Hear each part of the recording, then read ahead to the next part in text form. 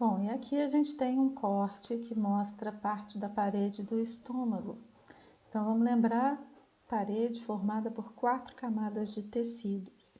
A primeira camada, mais interna, a partir de onde eu estou passando o laser para a esquerda. Então, toda essa camada aqui é a camada mucosa, formada pelo epitélio, que aqui é simples colunar. Esse epitélio se invagina na lâmina própria, vai até quase que na muscular da mucosa, que é onde eu estou passando o cursor agora. Então, o epitélio invagina, vai lá no fundo e volta. E essas invaginações formam ou são as glândulas gástricas, né? Que apresentam um variado número de tipos celulares. São vários tipos celulares, como a gente já estudou nas aulas teóricas, né? Na superfície, vocês vão ver daqui a pouquinho, a gente tem as células mucosas superficiais, que são aquelas que revestem as focetas gástricas e que secretam muco alcalino para proteção da parede do estômago contra o conteúdo ácido, né, contra o suco gástrico. Em seguida, a predominância aqui nessa região mais rosada é a das células parietais, produtoras de HCl, fator intrínseco, mas aqui também a gente encontra as células mucosas do colo e também células regenerativas. Na parte mais profunda da glândula, aqui onde vocês estão vendo uma área mais escura, mais arroxeada, predominância é das células principais, produtoras das enzimas gástricas, né? Mas além disso, nós temos aqui também as células do sistema neuroendócrino difuso, produtoras de substâncias que são lançadas na lâmina própria e que têm ação parácrina, neurócrina e ou endócrina, são muito importantes para a regulação do metabolismo, além de algumas células parietais, algumas poucas células mucosas, enfim, e células regenerativas, né? O tecido conjuntivo da lâmina própria é um tecido conjuntivo frouxo, com um número razoavelmente grande de linfócitos e plasmócitos. Em seguida, a gente tem a camada submucosa. Na submucosa do estômago, a gente não encontra glândulas, né? Formada por tecido conjuntivo denso desordenado, vasos, artérias e veias bastante desenvolvidas. Uma característica da parede do estômago e que difere o estômago em relação a todos os outros segmentos do tubo digestório é que a camada muscular é formada por 3 camadas de tecido muscular liso, né? A camada muscular interna, com disposição de fibras oblíquas, a camada muscular média, com fibras circulares, e a camada muscular externa, com fibras longitudinalmente dispostas. A quarta camada é uma serosa na maior parte do órgão, mas nos locais onde o órgão, né, se continua com os seus omentos, é uma adventícia, como vocês estão podendo observar nessa região. Aqui a gente tem um detalhe da camada mucosa.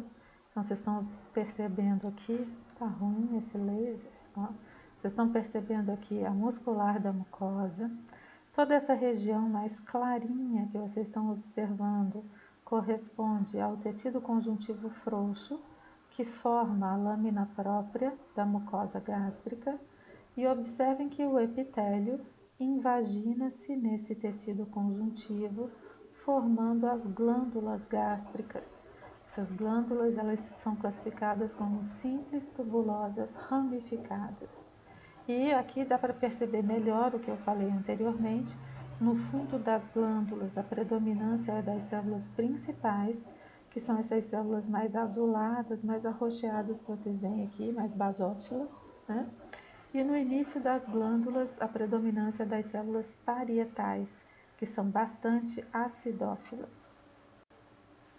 Aqui a gente tem um detalhe da superfície da mucosa gástrica, então toda essa região branquinha é a luz do estômago, e vocês observam que A mucosa ela tem uma região superficial que é variável.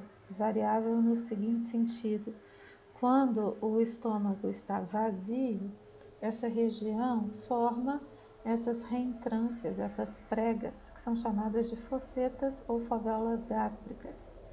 E quando o estômago se distende com a chegada do alimento, essas projeções, vamos falar, como vou dizer, essas reentrâncias, né, elas são distendidas, né, e então elas continuam, elas deixam de existir como reentrâncias, vamos falar assim, né, elas ficam amplamente expostas à cavidade, né, continuam fazendo parte da cavidade. Então, essa região, que é variável e é chamada de fovéolas ou fossetas gástricas, essas regiões são revestidas por um epitélio colunar simples, como todo o restante do epitélio da mucosa, mas aqui as células são bastante típicas. São colunares, com núcleo ovoide, são as células mucosas superficiais. Elas produzem muco e elas translocam bicarbonato da lâmina própria em direção à superfície da cavidade. Então, esse muco ele se torna alcalino e com isso ele meio que neutraliza o suco gástrico que é lançado na cavidade do estômago quando acontece estimulação, né? Então, vocês estão vendo aqui as células mucosas superficiais e aqui vocês estão vendo o comecinho das glândulas gástricas. Essas células arredondadas com núcleo esférico central e citoplasma acidófilo, ó, todas essas aqui são as células parietais, que vocês vão ver em maior ou melhor detalhes nas próximas imagens. Então aqui a gente tem uma fotografia em aumento de 400 vezes e aqui a gente está mais no fundo da mucosa, observando o fundo das glândulas. Então, vocês estão vendo células esféricas ou ovoides com citoplasma acidófilo, então bem corado pela eosina, núcleo central e esférico. Essas células são as células parietais. Elas são acidófilas dessa forma porque tem muita mitocôndria, uma vez que são células que fazem transporte de íons em grande intensidade. Esse transporte é para conseguir, então, formar o ácido clorídrico na luz da glândula, né? Além disso, essas células parietais produzem um peptídeo chamado fator intrínseco, que é essencial para a absorção das vitaminas B12 pelo intestino. Essas células menores que vocês estão vendo e bem mais basófilas são as células principais do estômago. Elas também são chamadas de células zimogênicas, mas esse nome zimogênico é um nome bastante inespecífico, né? Então, você tem as células zimogênicas do pâncreas, da parótida. O ideal é chamar de célula principal, porque aí todo mundo está sabendo que você está se referindo às células que produzem enzimas gástricas. Além disso, dá para a gente perceber aqui algumas células mucosas também no fundo das glândulas, né? Então, a gente tem as células principais, as células mucosas e as células parietais. Essa é uma outra imagem, está um pouquinho distorcida, mostrando mais ou menos a mesma coisa. Olha, aqui a gente vê o tecido conjuntivo da lâmina própria, com muitos capilares, né, para poder fomentar essa produção toda do suco gástrico, e células parietais, acidófilas, esféricas, com núcleo central, e as células principais, células menores, mais alongadas, com basofilia basal. O núcleo também é esférico, deslocado para a base. De novo, aqui a gente tem a muscular da mucosa, então vocês percebam que a gente está bem no fundo das glândulas gástricas. Está observando um pedacinho aqui da lâmina própria, passando por entre as glândulas. Olha, aqui é o tecido conjuntivo. né? Aqui também e aqui também, ó, né?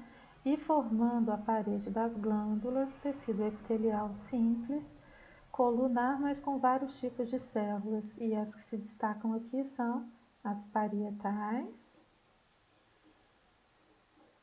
e as principais. Bom, agora a gente saiu, né, da parte interna da parede, a gente está vendo um pedacinho aqui da submucosa do estômago e estamos observando a muscular característica, formada por tecido muscular liso e subdividida em 3 camadas. A muscular interna, que apresenta fibras obliquamente dispostas em relação ao comprimento do órgão.